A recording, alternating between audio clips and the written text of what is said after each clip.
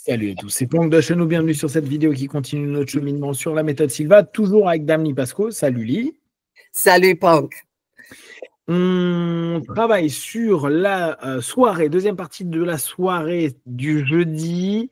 On a donc vu un paquet d'éléments où on voit que José prend le temps de décrire en tout cas, tout l'aspect dont on parlait la semaine dernière un petit peu, qui intéresserait la plupart du temps les instructeurs. C'est-à-dire, il explique comment il en est arrivé à décider telle chose et à faire fonctionner la méthode, en tout cas dans tout ce qui va être les instructions, tout ce qui va être la mise en place des niveaux, etc., comment il s'y est pris.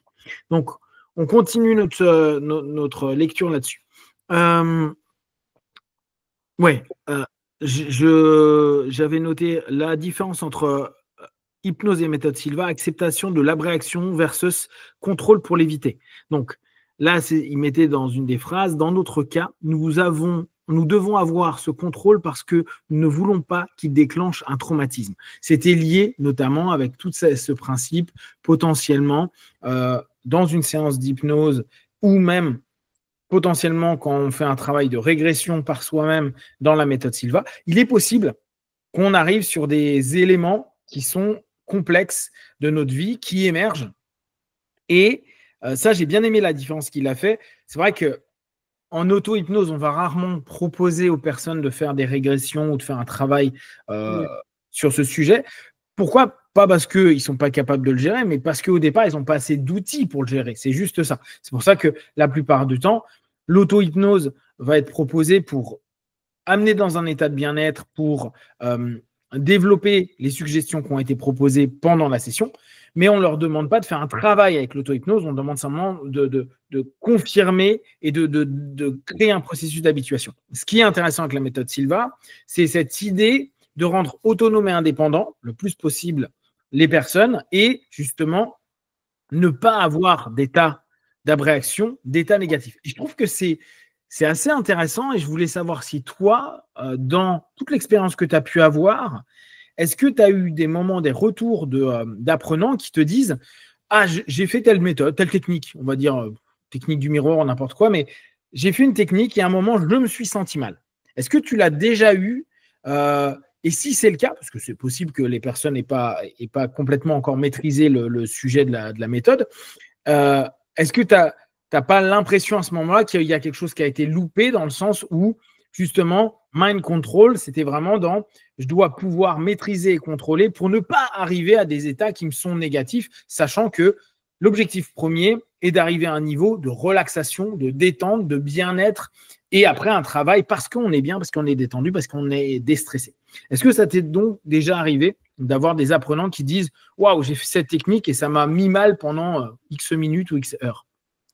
Non, quand tu dis « ça m'a mis mal », il n'y a aucune technique que je connais qui peut produire ça. Il y a peut-être au départ, et c'est très rare quand même, quelquefois il y avait des stagiaires qui avaient peur d'aller trop profondément.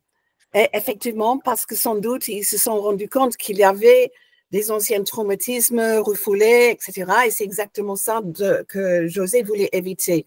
Mais j'ai trouvé ça beaucoup plus dans les cours d'hypnose quand même, parce qu'on va beaucoup plus profondément en hypnose et les gens ont eu « Oh là là, j'ai eu terreur, j'avais l'impression que j'allais tomber dans un abysse, blablabla. » Mais en Silva, non, simplement « Oh, j'ai peur de lâcher prise un peu trop parce que je vais être peut-être trop profond. » Mais très, très rare et si jamais le cas, assez légère quand même. Jamais une abréaction telle qu'elle.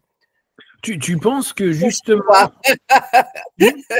la sélection, à ton avis, de rester en alpha, outre le fait que ça relâche, ça détend, etc., est-ce que tu as l'impression que la sélection qu'il a fait pour ne pas aller en θ, c'est parce qu'en θ, la plupart du temps, et il le dit souvent en hypnose, on est incapable de devenir autonome et automatisé, même si on sait que ce n'est pas tout à fait juste, mais je comprends cette notion, mais parce qu'on a cette possibilité de rentrer dans un état qui est vraiment complètement dissocié. Dans ce cas-là, très peu proactif, qu'il a lui sélectionné ou choisi l'alpha et dire je ne vais pas aller trop profondément avec les personnes pour que justement à n'importe quel moment ils puissent avoir un contrôle et une maîtrise qui serait peut-être plus difficile et qui demanderait certainement plus de temps de maîtrise pour arriver quand on est en θ. En θ. On sait que le niveau somnambulique est plutôt au niveau θ et qu'il faut apprendre à maîtriser le niveau somnambulique, sinon on arrive sur des trans limites stuporeuses, c'est-à-dire complètement molles où les personnes sont très passifs. Or, le but du somnambulisme est justement d'arriver sur une transe qui est plus active, mais ça demande un certain exercice, un certain travail ou un guide.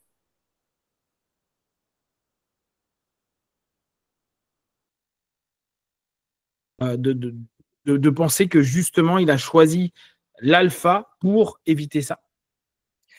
Effectivement, pendant toute cette conférence qu'il donne là, il parle beaucoup justement de comment éviter ces abréactions. J'ai même l'impression qu'il a dû avoir ça dans un cours ou dans une expérience avec les premiers débutants et il s'est dit, tiens, si je vais présenter ça en public, il faut vraiment que j'installe des sauvegardes, si vous voulez, pour que ça n'arrive pas.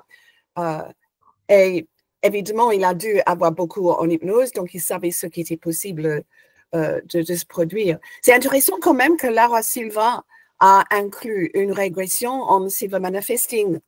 Et là aussi, pour le moment, je n'ai pas eu des mauvaises... Ah, si, quand même. J'ai eu une personne qui avait une mauvaise réaction quand elle est allée dans le ventre de la maman et elle a commencé à pleurer, elle a dû sortir et dit, je sens comme, je suis motherless, je n'ai pas de mère. Et j'ai dû en fait avoir une petite, comment dire, une session privée avec elle après pour découvrir d'où ça venait. Et on a pu régler le problème, en fait, c'était bien, c'était quelque chose d'assez anodin pour un adulte, mais pour l'enfant, elle était complètement perdue. Mais là, c'est la seule et unique fois que j'ai eu quelqu'un qui a une mauvaise réaction, même à une régression dans le Silva Manifesting, où effectivement, il est plutôt en θ. Ah oui, c'est vrai que, alors par contre, pour les hypnos et pour les personnes qui vont voir les hypnos, chez nous, c'est très courant d'avoir des personnes qui font des débuts d'abréaction, voire des abréactions sur des régressions, sur des traumas parfois qui sont redécouverts ou en tout cas des éléments qui sont complexes pour les personnes. Ça arrive. Oh, tu es figé. On n'a pas tout à fait moi, j'ai rarement vu en classe des personnes partir en vrille parce qu'elles étaient mal par rapport à ça. Donc, cette différenciation-là qui fait dans le cours, je trouve qu'elle est très pertinente et cette volonté d'être dans une maîtrise, un contrôle potentiel de soi. Ouais. Alors, là, j'ai sur une autre partie. Très important ce recadrage, ce n'est pas notre domaine. Référence notre discussion que la méthode n'est pas un système de soins. OK. Mais alors là, je lis le texte. Mais notre objectif principal n'est pas de traiter les traumatismes. Ceci est pour les médecins. C'est leur domaine. Nous ne voulons pas contourner cela. Nous ne voulons pas impliquer dans quelque chose comme cela.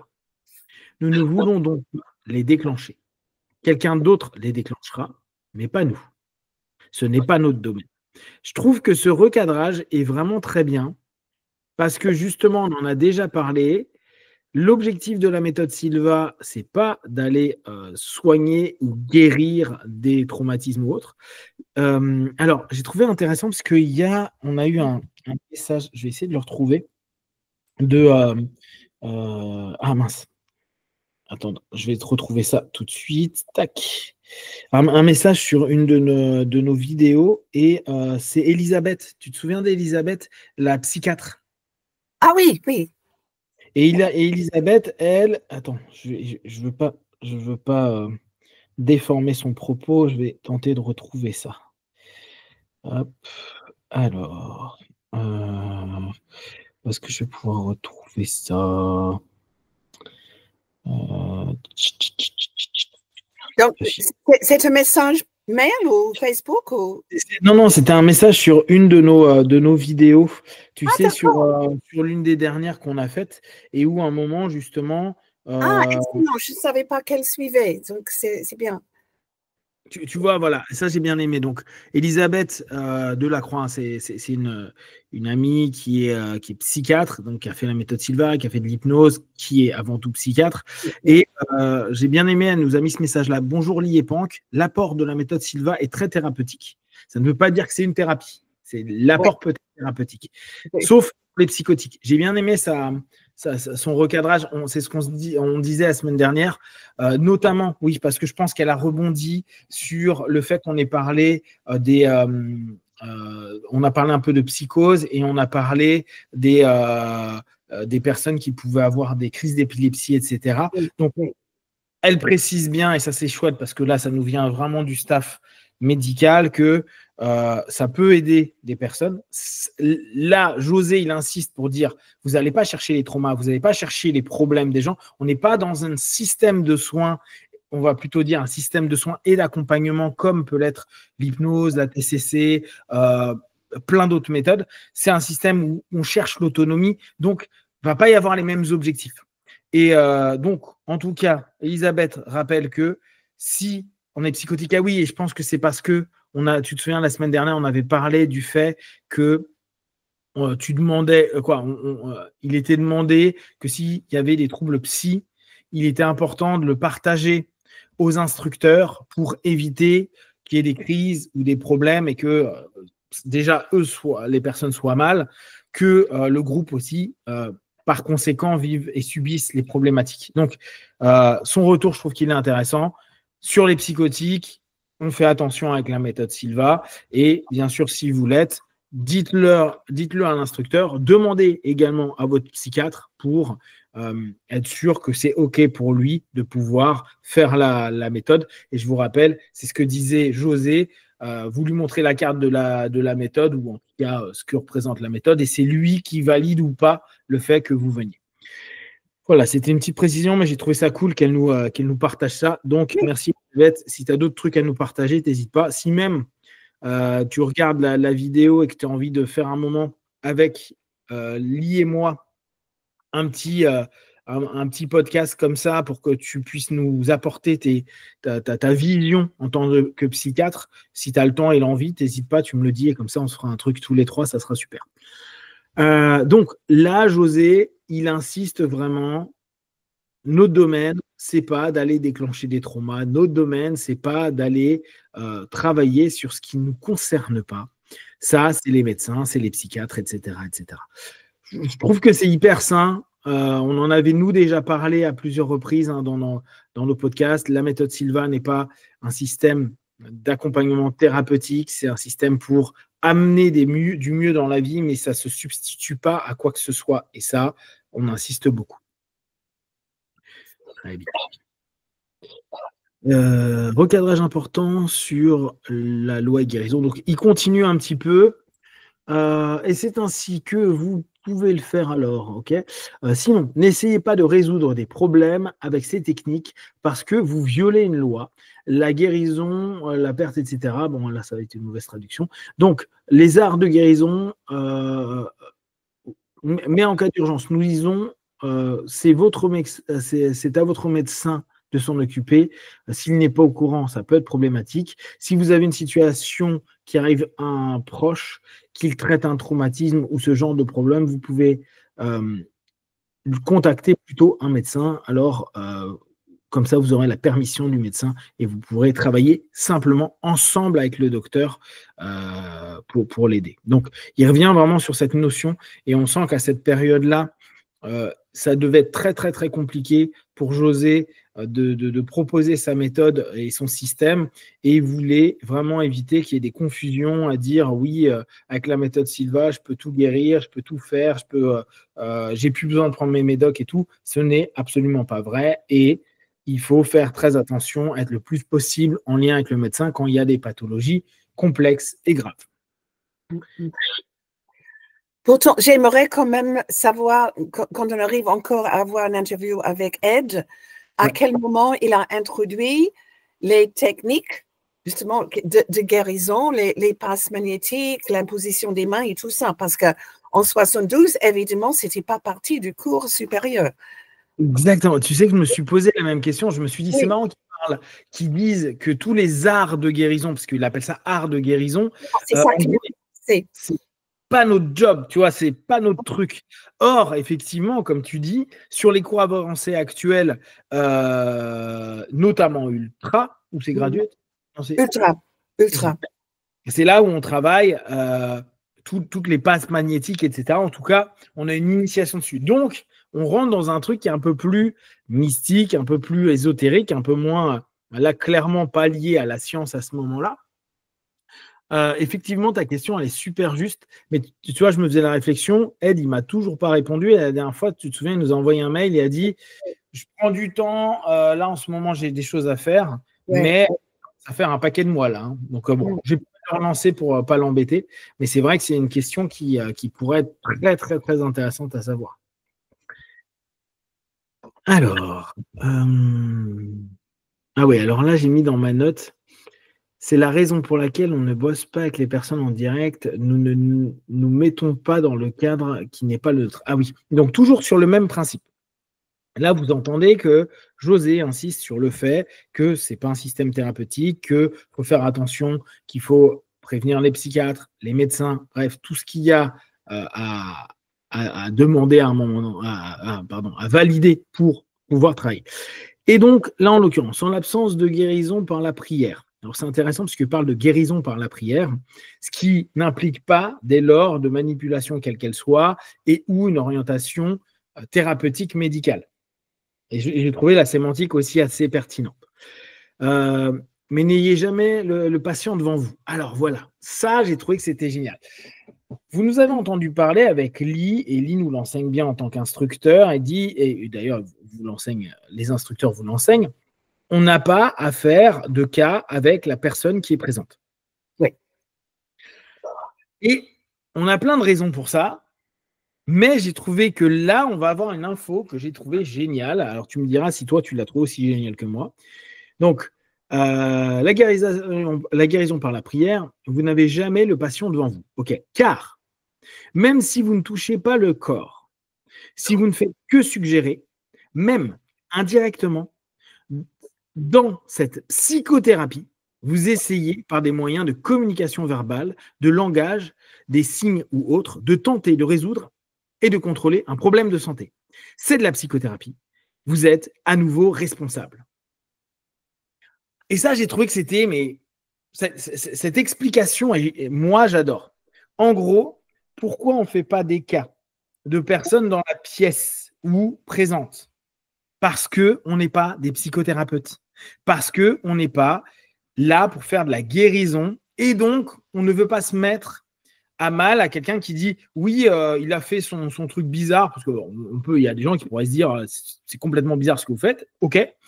Et ouais, mais en même temps, la personne, elle était là et bah, ça ressemblait à de l'hypnose. Ouais, ça ressemblait quand même à de la psychothérapie. Ouais, il faisait beaucoup de suggestions. Ouais, il va mieux, mais en gros, il a entre guillemets, il a fait exercice illégal de la psychothérapie ou de la psychopratique, etc. C'est qui? C'est monsieur, madame, tout le monde qui, au bout de 4 jours, se permet de faire ça. Et là, le fait de dire non, non, non, non, non, nous, on ne fait pas sur les personnes-là, on fait à distance sur des personnes qui sont présentes. Donc, on ne peut pas dire s'il se passe quoi que ce soit ou qu'il y a quelque chose de bénéfique pour la personne. On ne peut pas dire qu'on a fait une séance de psychothérapie. Et j'ai trouvé que c'est là où tu vois qu'il maîtrise bien l'hypnose.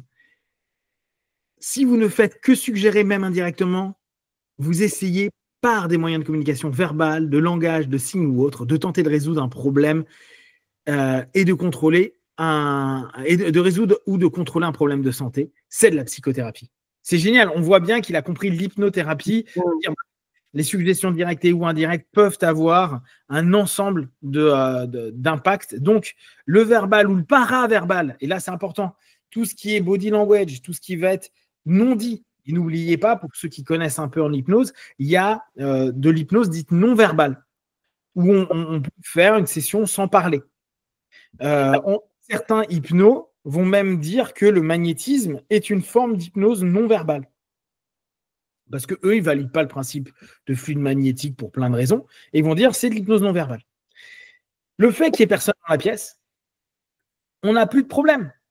On ne peut pas faites de l'hypnose, vous faites de l'hypnothérapie, faites de la psychothérapie et vous n'avez pas de licence ou vous n'avez pas de certificat, vous n'avez pas le droit de le faire. Tu avais déjà entendu ça, toi, de ton côté, cette explication quant au fait de ne pas avoir quelqu'un en face de toi, quoi, de faire les cas que sur des personnes externes? Aussi directement que ça, pour cette raison-là, non. J'ai entendu Laura expliquer qu'on ne travaille pas sur une personne présente.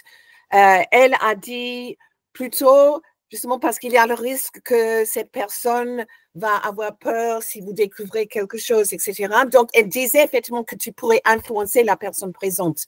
Mais dans le contexte que non, c'est la psychothérapie, on n'a pas le droit de le faire, on fait uniquement à distance. Là, c'était beaucoup plus direct. Oui.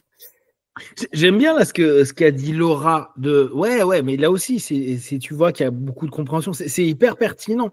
Parce qu'effectivement, alors pour ceux qui ne connaissent pas trop l'hypnose, globalement, là, on va juste garder une notion, mais ça veut dire que la personne va être extrêmement focalisée et focalisée sur ce qui est dit. Le problème, c'est que quand une personne est focalisée sur ce qui est dit, et que là, en l'occurrence, dans le travail bien spécifique des cas, vous savez que c'est un travail intuitif pour percevoir ou ressentir potentiellement quelque chose qui serait dissonant, en tout cas à corriger.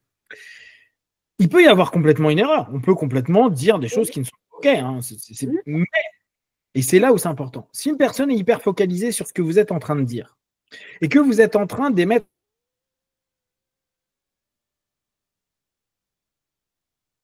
au niveau de tel ou tel machin, de ton cœur, de ton bras ou de tel endroit, il y a quelque chose.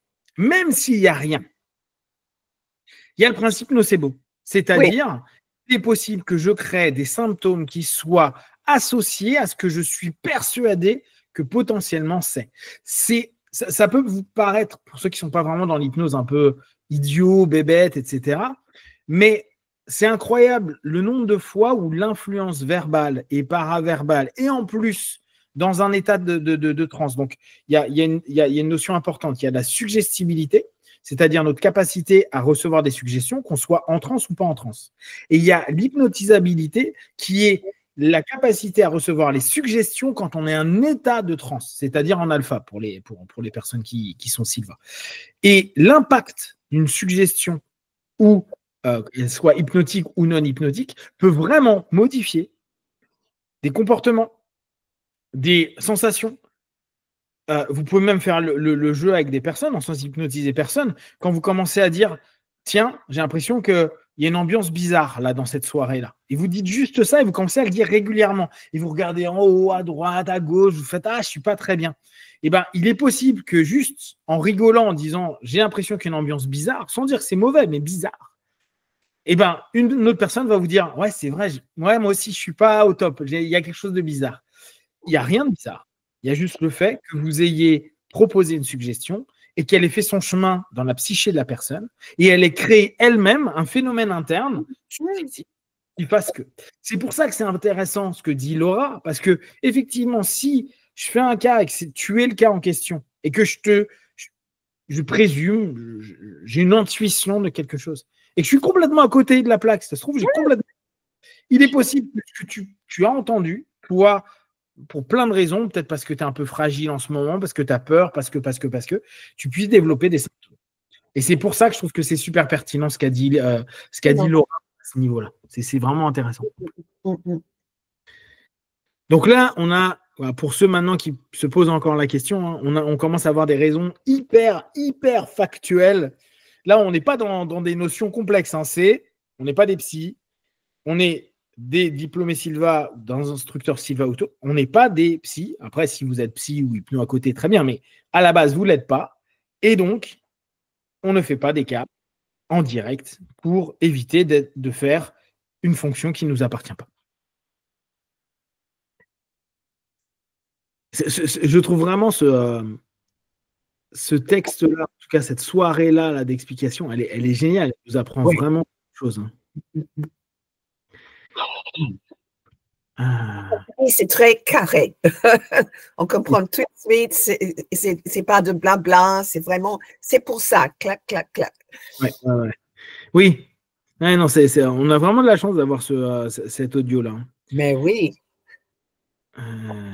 Alors, maintenant, nous pouvons appeler ça la guérison par la prière. Donc voilà, tu vois, il donne une sémantique, il appelle ça guérison par la prière. Comme ça nous évite de rentrer dans le monde médical. Donc, pas d'exercice illégal de la médecine, pas de promesse à la con où on dit grâce à ça, vous serez sauvé. Non, non, non. Là, en plus, la notion guérison par la prière, il y a vraiment cette notion où on se dit, bon, il y a quelque chose de très psycho, il y a quelque chose de spirituel. Et donc, ça permet. Alors, c'est moins scientifique. Là, d'un coup, on est moins scientifique. On est plus dans le monde de l'esprit, du spirituel. Mais je trouve que c'est bien qu'il le rappelle. Donc, il rappelle le processus du travail à distance avec les représentations. Ouais, alors là, j'ai mis absolument pas scientifique. Qu'est-ce que c'est une structure biologique représentative. Alors attends, pouvons-nous atteindre cet organe par des moyens psychiques? Ah oui, oui, oui. Bon, bah, là, on est dans toute la réflexion qui est est-ce que la pensée peut avoir un impact sur les organes? Alors, bah, tu verras, on va s'arrêter là pour cette partie-là. Donc, comme ça, on tease pour les autres. Mais en gros, je vais vous lire le texte, on le relira en début. Alors, la question était, pouvons-nous atteindre cet organe par des moyens psychiques? Réponse, c'est une structure biologique représentative. Nous devons donc étudier davantage pour comprendre quels domaines nous pouvons réellement influencer à distance et quels domaines nous ne pouvons pas. Un transfert de pensée provoque un changement de la chimie du cerveau et provoque un changement de la chimie du corps. C'est notre conception de cela. Il dit bien, c'est la façon dont on voit dans la méthode Silva ça. Vous verrez, parce que comme ça, je vous fais attendre la prochaine vidéo. Je suis allé chercher un peu d'infos dessus. Il y a des choses intéressantes. Donc, si vous voulez avoir la réponse, on vous invite à regarder la prochaine vidéo. Sur ce, ne prenez que ce qui est bon et juste pour vous tester, observer, analyser et concluer. À très vite.